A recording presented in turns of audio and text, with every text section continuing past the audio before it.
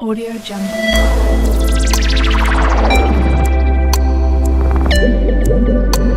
Audio Jungle. बिस्मिल्लाहिर्रहमानिर्रहीम। अस्सलाम वालेकुम। How are you my dear students.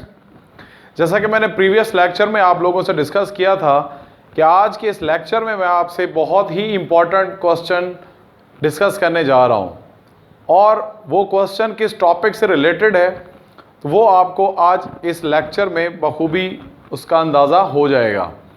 तो ये हम रिएक्शंस ऑफ अल्केन में अपने इस टॉपिक को आगे बढ़ाते हैं।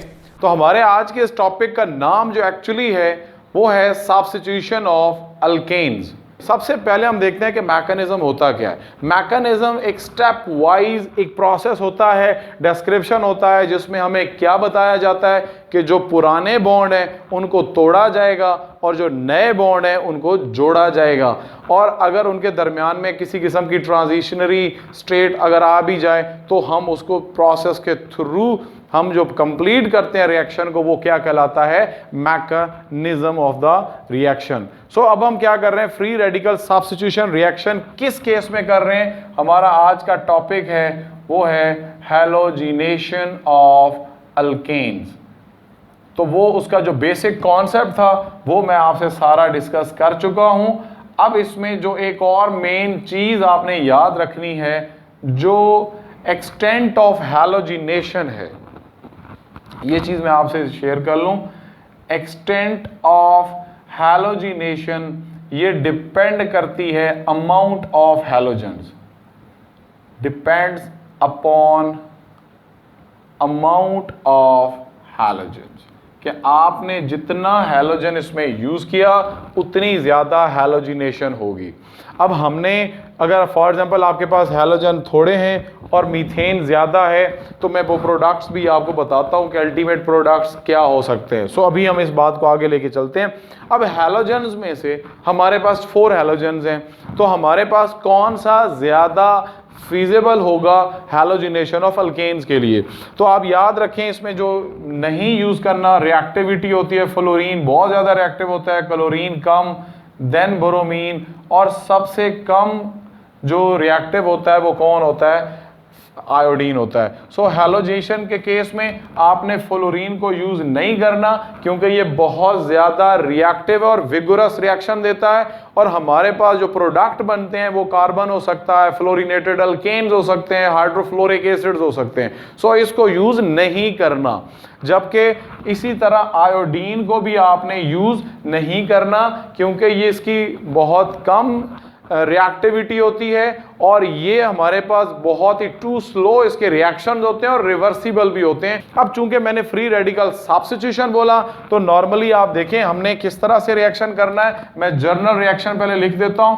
मेरे पास CH4 है, CH4 में हमने क्या करना है, हमने halogen for example chlorine use करना है in the presence of sunlight. तो क्या होगा, यहां से हाइड्रोजन रिप्लेस हो जाएगा किससे, with substitution. So that's why this reaction is called free radical substitution reaction.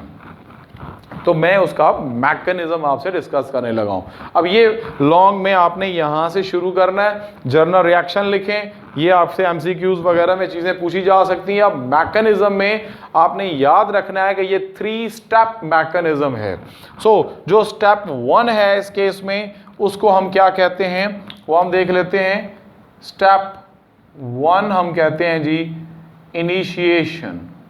अब इनिशिएशन का मतलब क्या है कि हम रिएक्शन को स्टार्ट कर रहे हैं। अब स्टार्ट करने के लिए हमें क्या होता है कि रेडिकल बनाने होंगे। तो आपने याद रखना है इनिशिएशन के प्रोसेस में क्या होता है, फॉर्मेशन ऑफ हैलोजन रेडिकल। आपने जो रिएजेंट इसमें यूज किया, जैसे हैलोजिनेशन का प्रोसेस हो रहा है तो इसके अंदर आपने फर्स्ट स्टेप के अंदर अल्केन को नहीं लिखना, बल्कि आपने वो जो रिएजेंट हैलोजन यूज कर रहे हैं उसका क्या बनाना है, आपने रेडिकल्स बनाने हैं। तो आप देखें जैसे मैं क्लोरीन डाल रहा हूं तो मैं क्या करूंगा, 2 क्लोरीन, दिस इज Cl2, तो उसको किसकी प्रेजेंस में, सनलाइट, यूवी लाइट या हाई टेम्परेचर, तो क्या होगा, जैसे मैंने आपको अभी थोड़ी देर पहले बताया था, ये क्लोरीन का अपना इलेक्ट्रॉन, इसका ये अपना इलेक्ट्रॉन लेके इधर, और ये हाफ एरो आपने शो करना है, तो हमारे पास 2 रेडिकल्स बन गए किसके, क्लोरीन के। सो formation of halogen radicals is the process called initiation. Step 2 आप देखें हमने यहां पे कौन सा करना है, step 2 is very important, this is propagation. अब प्रोपेगेशन का मतलब क्या है कि आपने इसको प्रोपेगेट करना है, आपने इसको बढ़ाना है। अब इसके अंदर क्या होगा, ये बेसिकली 2 स्टेप होता है। फर्स्ट स्टेप में क्या होता है कि जो फ्री रेडिकल जो बहुत ही ज्यादा रिएक्टिव होता है, having a unpaired of electron या ऑड नंबर ऑफ इलेक्ट्रॉन, वो अपनी पेयरिंग करने के लिए, अपने आप को स्टेबल बनाने के लिए वो अल्केन्स के ऊपर रिएक्ट करेगा और अल्केन में से हाइड्रोजन को रिप्लेस करेगा और अल्केन को रेडिकल बना देगा। देखें किस तरह से। अब मेरे पास क्या था, मेरे पास स्टार्टिंग यहां पे मीथेन है। अब मीथेन का यहां पे आपने याद रखना है इसके ऊपर कौन अटैक कर रहा है, जो हमारे पास बना था क्लोरीन का रेडिकल। अब क्लोरीन का रेडिकल जब अटैक करेगा इसके ऊपर, तो ये वाला जो बॉन्ड है ये कार्बन और हाइड्रोजन के इलेक्ट्रॉन्स में से है, ये यहां से मैं हाफ एरो लगा के यहां लेके आ रहा हूं और ये क्लोरीन की तरफ से ये। अब क्या होगा, ये हाइड्रोजन इस Cl से मिलके क्या बना देगा, HCl, और इधर से हमारे पास क्या रह जाएगा, मिथाइल रेडिकल।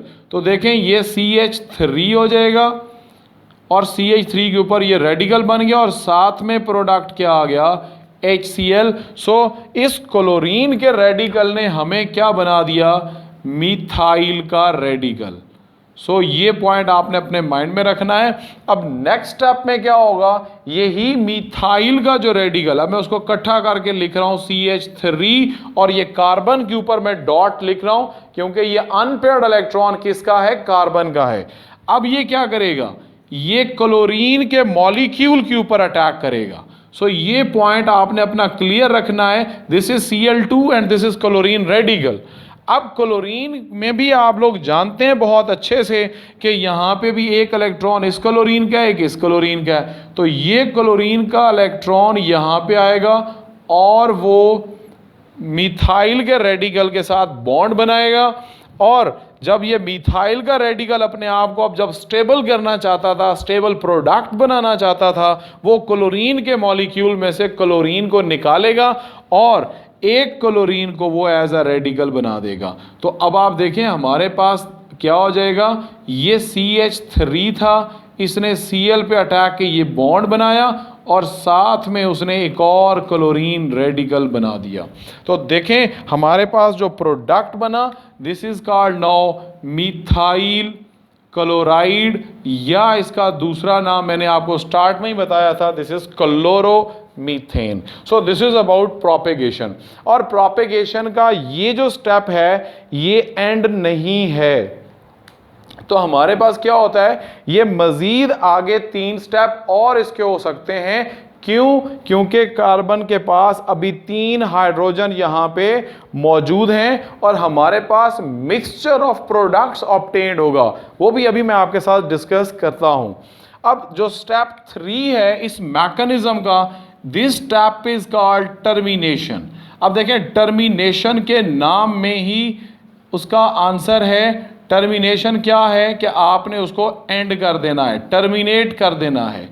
इस टर्मिनेशन में आपने याद रखना है कौन सा कॉन्सेप्ट है कि इसके अंदर हमारे पास जो रेडिकल्स हैं वो आपस में क्या हो जाएंगे, अटैच हो जाएंगे। जितने पॉसिबल आपके पास रेडिकल्स हैं वो आपस में रिएक्ट कर जाएंगे। अब देखें हमारे पास कौन कौन से रेडिकल्स हैं, हमारे पास आप देखें एक CH3 रेडिकल था, अगर वो दूसरे CH3 से मिले तो क्या होगा, ये दोनों आपस में अटैच होके हमें बना देंगे ईथेन बना सकते हैं।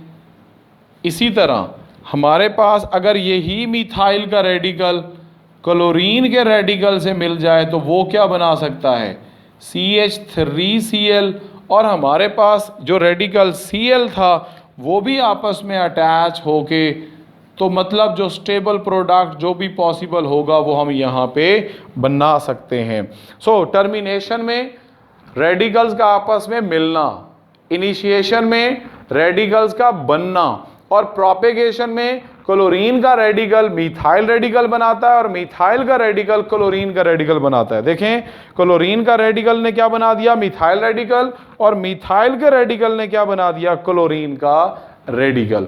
अब जैसे मैंने आपको बोला कि प्रोपेगेशन में हम इसको मजीद प्रोपेगेट कर सकते हैं by removing 3 hydrogens from this methyl.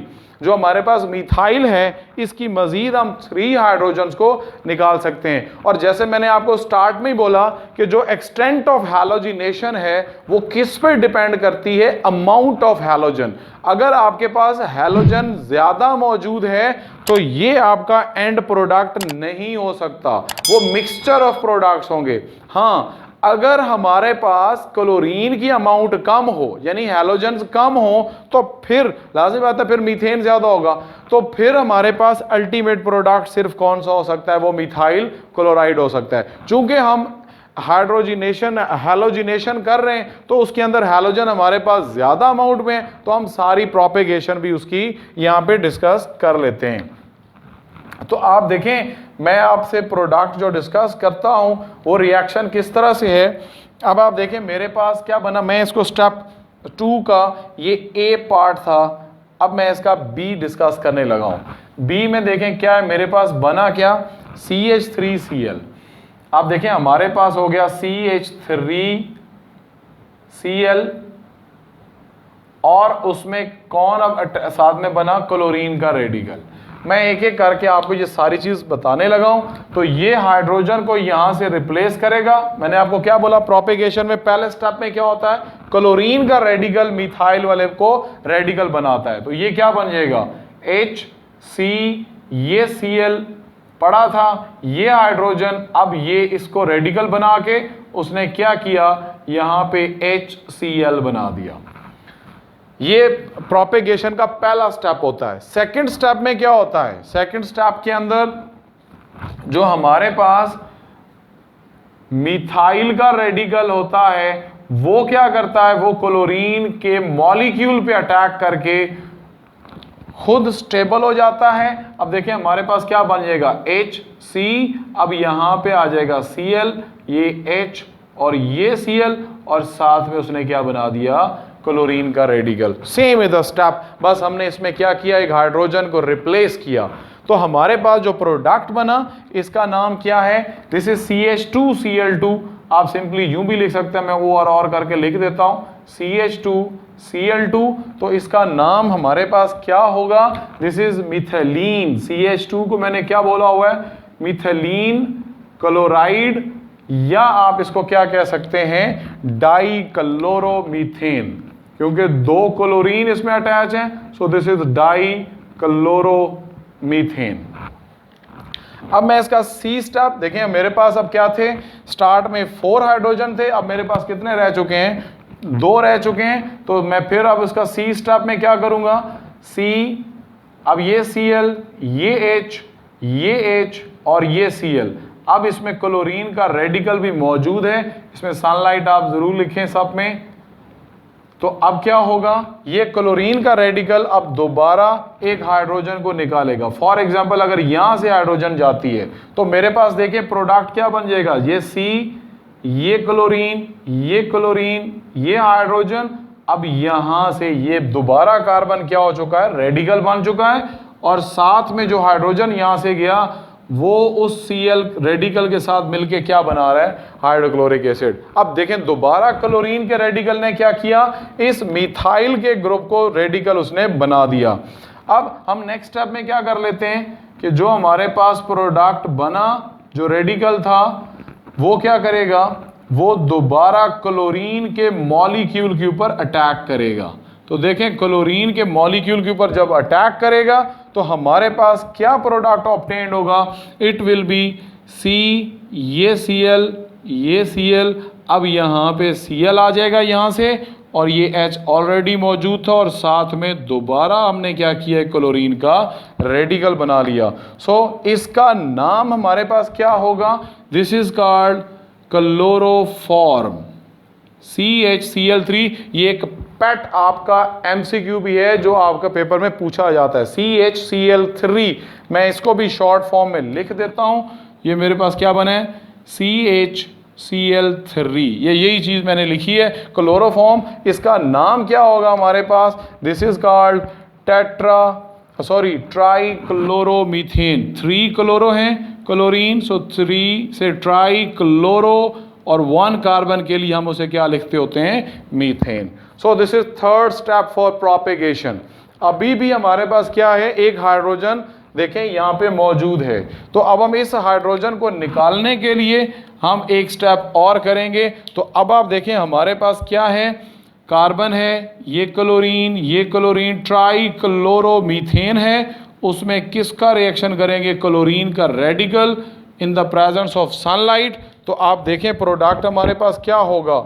अब यहाँ से हाइड्रोजन जो एक रह गई थी उसको भी हम यहाँ से रिमूव कर रहे हैं। तो हमारे पास क्या बन जाएगा, कार्बन, ये क्लोरीन, 3 तरफ उसकी क्या है, क्लोरीन है, और अब ये रेडिकल बन गया, और साथ में जो H था वो Cl रेडिकल से मिलके हाइड्रोक्लोरिक एसिड बन गया। और लास्ट स्टेप में आप देखें हमारे पास क्या होने जा रहा है कि जो कार्बन का रेडिकल है वो उसी तरह से एज यूजुअल अटैक करेगा Cl2 के ऊपर, और Cl2 में से वो फाइनली हमें कौन सा प्रोडक्ट देगा, वो कार्बन के साथ 3 क्लोरीन ऑलरेडी अटैच थे, 1 क्लोरीन और हमारे पास आ जाएगा, और साथ में क्लोरीन का रेडिकल आ जाएगा। सो ये जो प्रोडक्ट हमारे पास आया, this is called carbon tetrachloride.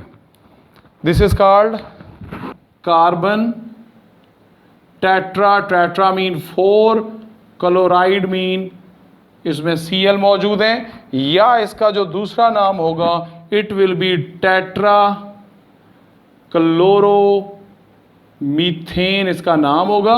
मैं शॉर्टली इसका जो फॉर्मूला है वो भी लिख देता हूं आपके साथ, जैसे मैंने पहले लिखे। सो इसका फॉर्मूला क्या है, इसको मैं यहाँ पे लिख देता हूँ, CCl4।